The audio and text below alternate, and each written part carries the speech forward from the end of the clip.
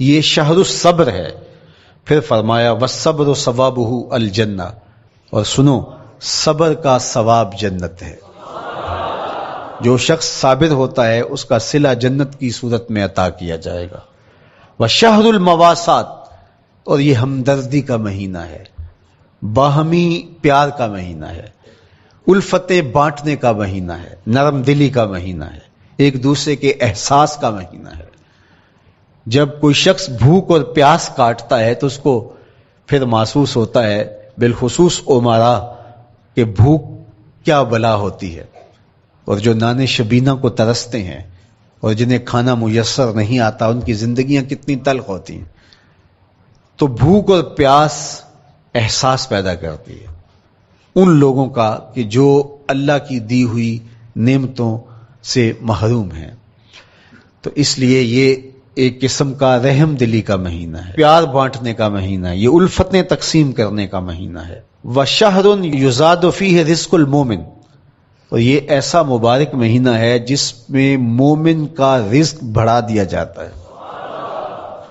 روزہ کھانا بچانے کے لیے یہ اخراجات کم کرنے کے لیے نہیں ہے، بلکہ اس میں آپ کا رزق اور بڑھ جاتا ہے. ایسی ایسی نعمتیں کھانے کو ان لوگوں کو بھی نصیب ہو جاتی ہیں عام دنوں میں جو ان کا مقسوم نہیں ہوتی. دسترخوان لگتے ہیں، افطاریاں ہوتی ہیں، سحری کے لمحات ہوتے ہیں. کوئی کسی کو ویسے کھانا کھلائے تو اس دسترخوان پہ کھانے کے لیے آنا اس کا اور رنگ ہوتا ہے.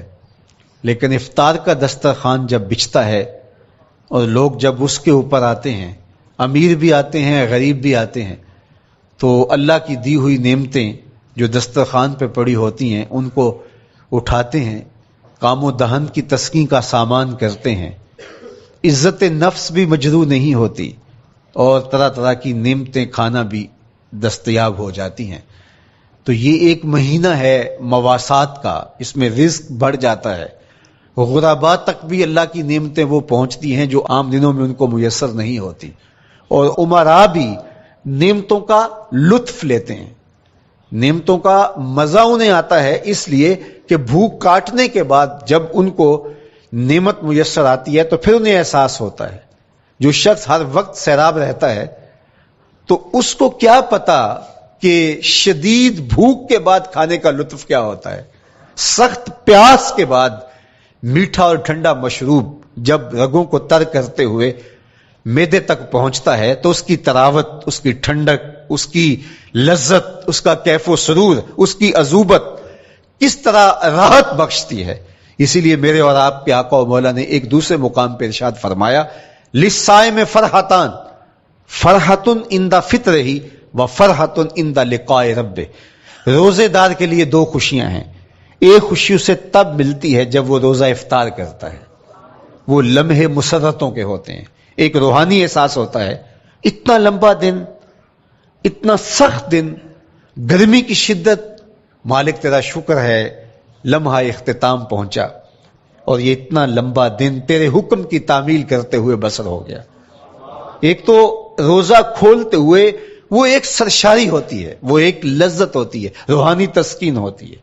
آج کل وہ افطار کے دسترخوان لگتے ہیں تو جس طرح ہمارے سارے معاملات جو ہیں وہ ملوث ہو گئے ہیں ریا سے، تصنع سے، اس طرح افطار بھی ایک فیشن کے طور پہ فروغ پا رہی ہے. تو اس میں امراء کو اور شخصیات کو بلایا جاتا ہے اور ایسے لوگ کثرت کے ساتھ ہوتے ہیں جن کا روزہ بھی نہیں ہوتا. تو پھر ظاہر ہے رسمن تو اتنی دیر تک وہ کچھ نہیں اٹھا سکتے جب تک اذان کی آواز نہیں آتی، افطار کے لمحے نہیں آتے. تو اس وقت جو روزہ دار ہوتا ہے جب وہ مشروب لے رہا ہوتا ہے، جب وہ کوئی لقمہ اتار رہا ہوتا ہے، تو اس کی جو فرحت ہوتی ہے، اور جس نے روزہ نہیں رکھا اور وہ بھی افطار کے دسترخوان پہ بیٹھا ہے، تو کیا اس کو کوئی روحانی حظ، کوئی سرور، افطار کے لمحوں کا کوئی لطف مل سکتا ہے؟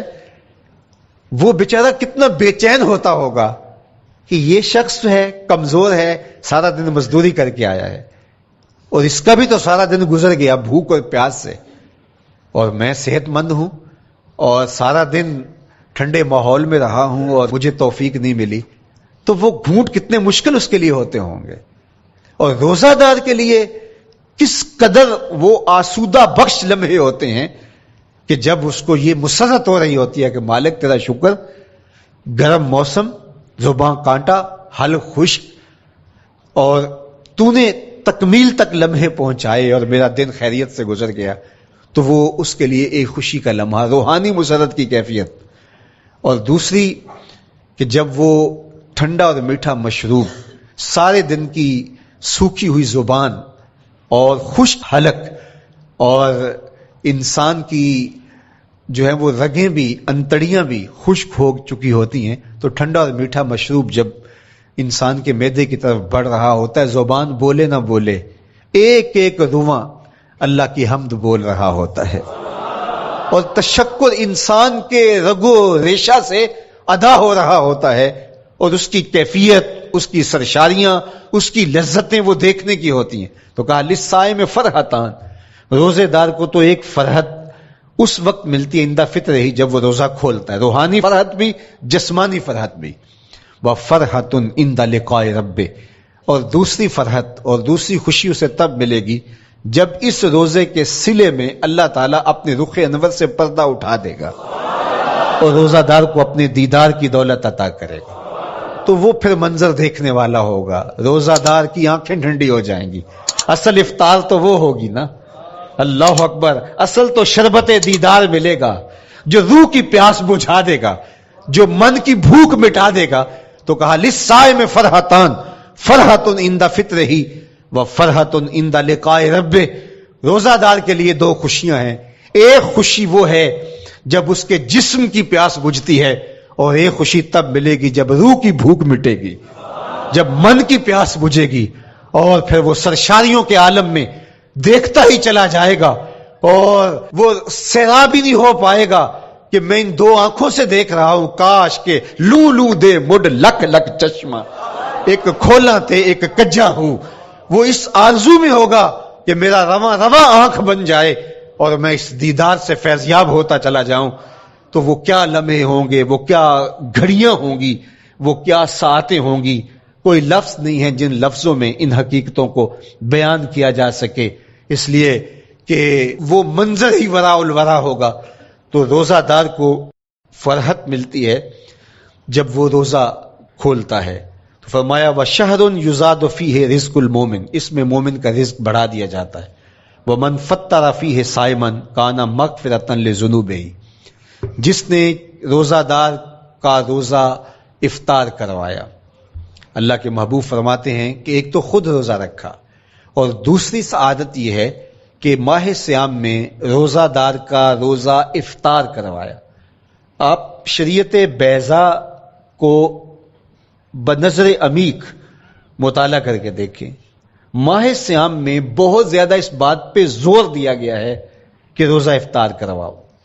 اپنے گھر میں بیٹھ کر کے روزہ افطار کر لینا یہ بھی سعادت مندی ہے، روزہ نصیب ہو جائے، لیکن اس بات پہ بہت زور دیا گیا ہے ماہ صیام میں کہ ایک ماحول پیدا ہو، لوگوں کو افطار کروائیں تاکہ تمام لوگوں تک اللہ تعالیٰ کی نعمتیں پہنچیں اور لوگوں تک جو ہے وہ رمضان المبارک کی برکتیں پہنچیں.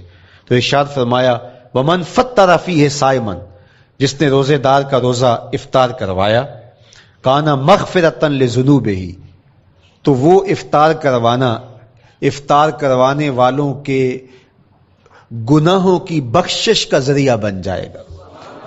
یہ افطاری گناہوں کی مغفرت کا سبب بن جائے گی. وَعِتْقَ رَقْبَتِهِ مِنَ النَّارِ، اور آتش دوزخ سے گردن کی آزادی کا مجدہ جاں فضا بن جائے گا یہ امر کہ اس نے کسی کا روزہ افطار کروایا. وَقَانَ لَهُ مِثْلُ أَجْرِهِ مِنْ غَيْرِ أَنْ يَنْقُصَ مِنْ أَجْرِهِ شَيْءٌ، اور روزہ افطار کروانے والے کو روزہ رکھنے والے جتنا اجر ہی دیا جائے گا، لیکن روزہ رکھنے والے کے اجر میں بھی کوئی کمی نہیں واقع ہوگی.